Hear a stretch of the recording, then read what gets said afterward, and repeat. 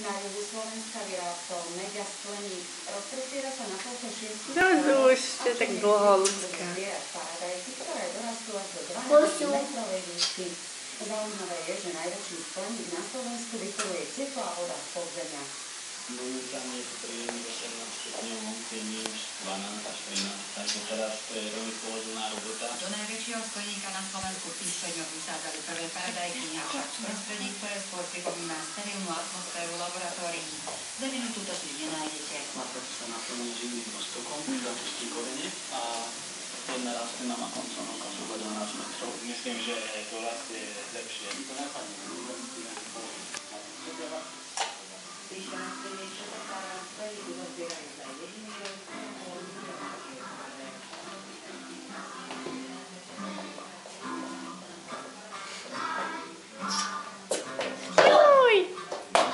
Som ešte prichýla. Dobre, že... Skoro si spadla na zem, čo? No. Koňu ešte zachránil tou hlavou trošku. Čo si robila, Tereska? Išla si na koni, áno? Vy sa tu boskávate? Kto sa to tu boskáva?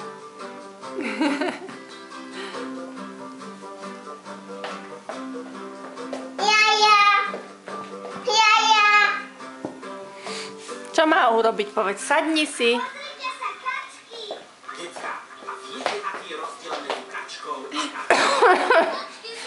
Ty ju neutiahneš. farebnejšie? Utiahne. A čo si pokazila? Ukáž.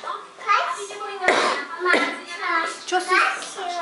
Čo? Aby sa páčili, Kašila, mača. Pokazila si maca? Áno. Kašila. Kašila, mača. No. A teraz čo? Čo ho bolí, maca? Čo bolí? Kašila. Čo ho bolí? Brúško? Kašila, mača. Kazila maca. Čo bolí maca? Kašila. Povedz, brúško ho bolí. Puško. Brúško, no. Mača. Maca bolí. Aj plakal? Áno, urob mu mo, aby neplakal. Urob mu moj, aby neplačkal. Čo? Urob mu môj. Tak, pohľadkaj ho. Tak, čo, no.